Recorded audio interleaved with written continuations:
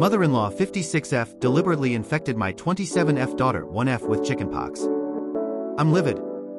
She doesn't think it's a big deal. I can hardly type this out because thinking about it makes me so angry. Earlier this year my husband, 31M, and I decided to spend Christmas with his family for the first time since my daughter was born last September. Since they live 12 hours away, we decided to stay for a few weeks before Christmas so they could spend loads of time with Annie 13 months. We arrived early like we planned and everything was great. I've had a few disagreements with my mother-in-law Trish 56F in the past over my parenting style. She criticized me for using disposable diapers, buying baby food from the supermarket and not raising Annie as an organic baby, but everything seemed great. After a day or two settling in, my husband and I decided to pick up a few gifts from a mall around an hour away before the last-minute rush kicked in. My father-in-law 60M tagged along. Trish said she was happy to take care of Annie. We got back a few hours later and Annie was down for a nap on a blanket I didn't recognize. Trish said one of her friends dropped by and gave it as an early Christmas gift. It looked pretty old/worn, but I figured one of her hippie friends was just recycling it. The next 2 weeks were fine, aside from Trish making a point to prepare meals for Annie from scratch. I mentioned this to my husband and he said to just let her be. Annie mostly mushed the food Trish gave her with her hand slashed through the bowls on the floor, as she's been doing at the moment. Trish said it would take her a while to get used to nutritious meals. I was getting sick of her meddling, but it was only for a few weeks, so for the sake of the holidays I let it slide. The day after Christmas Annie was really unsettled and wouldn't stop fidgeting and crying. I took her temperature and she had a fever, so I kept an eye on her for the next few days, and it thankfully started to go down.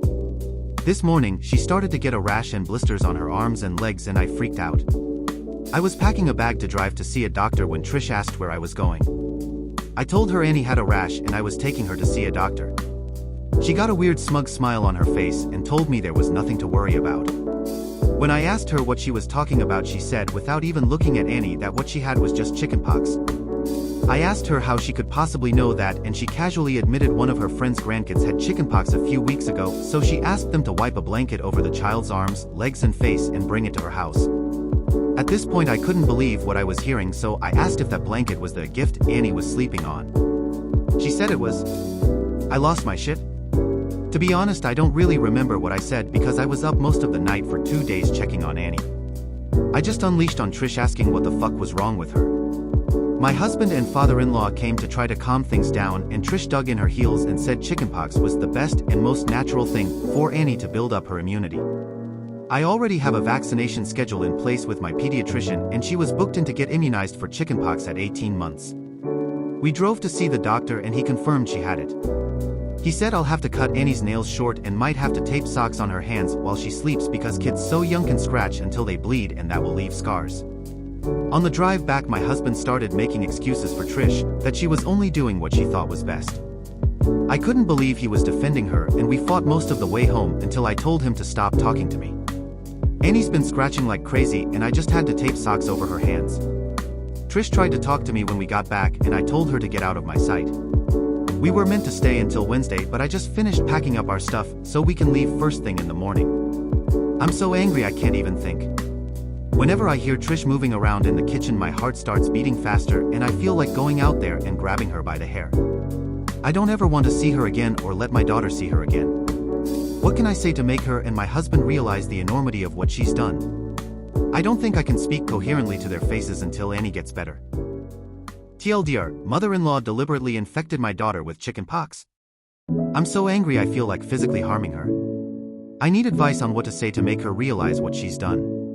Relevant comments. When asked why her daughter wasn't vaccinated for chickenpox. She's up to date on her vaccination schedule. She was vaccinated for measles a month ago and booked in to get the chickenpox vaccine at 18 months old, as normal. Top comments. Commenter 1. If someone did this to my child, deliberately infecting them with a disease without discussing it with me, with the malicious intent of undermining my parenting to teach me a lesson, they'd never see my child for extended periods or unsupervised again. Commenter 2. Your husband better step up and act like a father and stop acting like a son. Update. Thank you to everyone for your comments, inbox messages and advice after my original post. I read all the comments and messages, and they genuinely helped, especially the home remedies on how to stop itching. Thank you to everyone for your comments, inbox messages and advice after my original post. I read all the comments and messages, and they genuinely helped, especially the home remedies on how to stop itching. Since my first post was locked and deleted, I hope it's okay to briefly summarize here. Over the holidays, my mother-in-law Trish, 56F, deliberately infected my daughter Annie, 1F, with chickenpox by wrapping her in an infected blanket while she was left alone with her for several hours. Trish didn't tell anyone what she had done until Annie came down with a horrible fever and rash. Annie was booked in for her chickenpox vaccination at 18 months, but Trish thought what she did is 100% normal, despite the fact it's caused Annie significant pain and distress, and now scarring to her face and arms. When I found out what she did, I was livid and had a shouting match with her and packed up our things to leave the very next morning. It soon came out my husband Jack didn't think Trish had done anything wrong.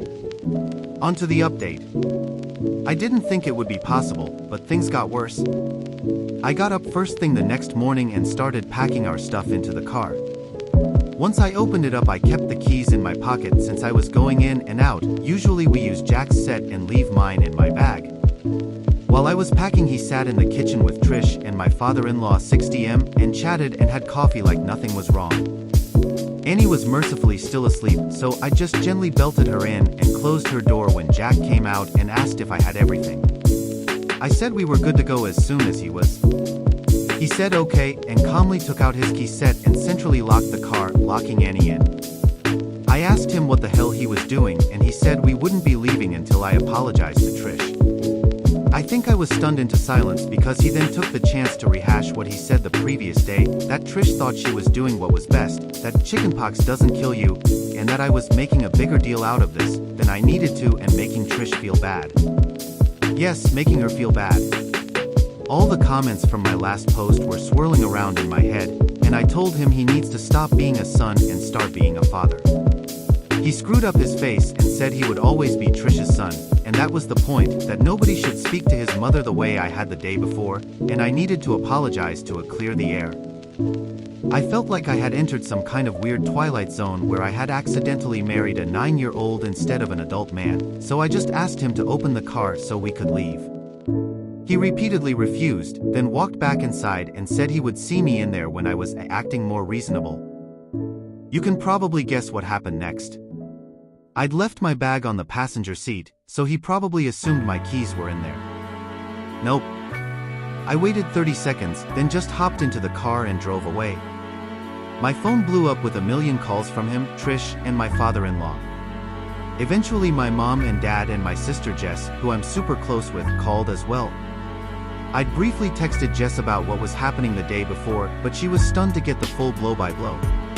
By the time I was on the open road, I asked her to phone Jack and tell him he could walk home for all I cared. Once she heard my side of the story, and not Jack's, which was apparently that I had gone crazy, frightened Trish, snatched Annie and sped away, she calmed way down.